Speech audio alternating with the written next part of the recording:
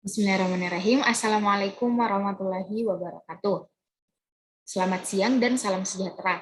Perkenalkan, nama saya Friza Tamama Ramadhani dengan NIM D101211025 dari Departemen Perencanaan Wilayah dan Kota.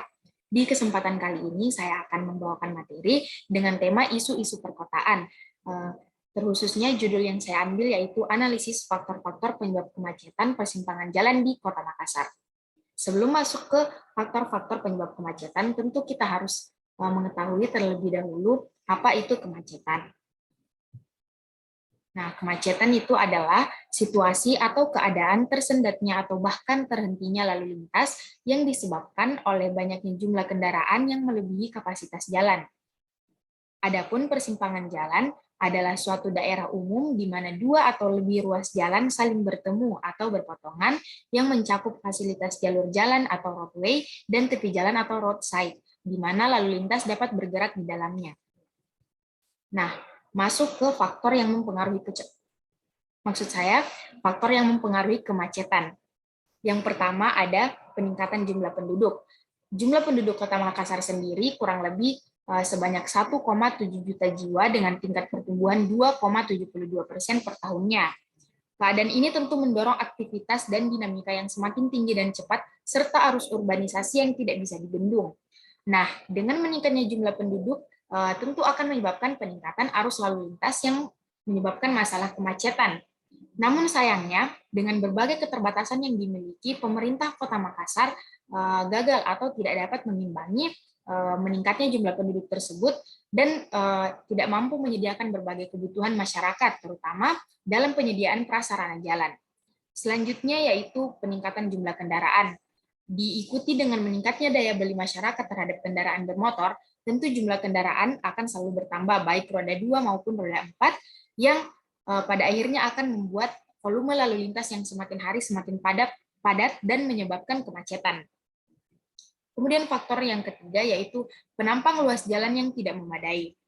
Nah, dengan semakin meningkatnya jumlah kendaraan seperti yang saya jelaskan tadi, ketika tidak diimbangi dengan peningkatan pembangunan jalan akan mengakibatkan volume kendaraan melebihi kapasitas jalan yang sudah ada atau kondisi jenuh dan akan menyebabkan kemacetan terutama pada daerah-daerah persimpangan jalan. Faktor selanjutnya yaitu puncak jam sibuk. Pergerakan yang bersamaan pada jam-jam sibuk biasanya terjadi pada pagi dan sore hari, dikarenakan pada waktu-waktu tersebut adalah waktu awal dan akhir dari rutinitas keseharian masyarakat.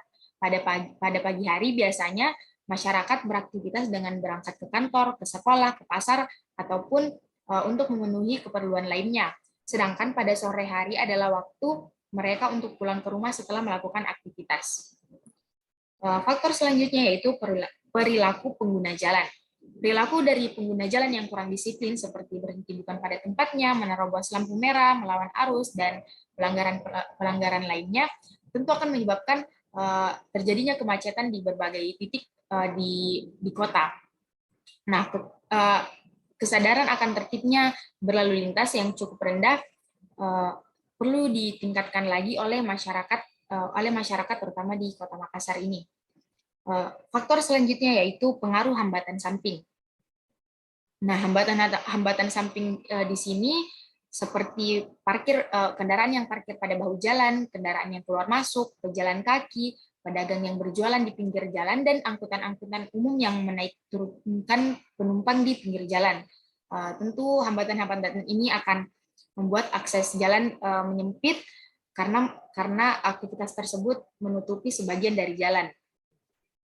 Kemudian, faktor selanjutnya yaitu perencanaan kawasan strategis kota. Kota Makassar menyandang fungsi utama sebagai ibu kota Provinsi Sulawesi Selatan dan menjadi pusat pelayanan kawasan timur Indonesia. Kota Makassar berkembang menjadi kota metropolitan, di mana di dalamnya terdapat kawasan-kawasan pertokoan, kantor, dan rumah sakit, serta kawasan hunian yang menjadi pusat aktivitas kegiatan masyarakat. Sehingga terjadi kemacetan di persimpangan yang ada pada kawasan tersebut. Faktor selanjutnya yaitu persimpangan yang berdekatan. Dilihat dari foto satelit, bahwa pada lokasi penelitian dari jurnal yang saya ambil ini, terdapat 4 simpang yang saling berdekatan, di mana simpang tersebut menghubungkan dua jalan nasional dan jalan provinsi yang tentunya menjadi penyebab kemacetan di persimpangan tersebut. Kemudian faktor yang terakhir yaitu prasarana lalu lintas yang belum optimal.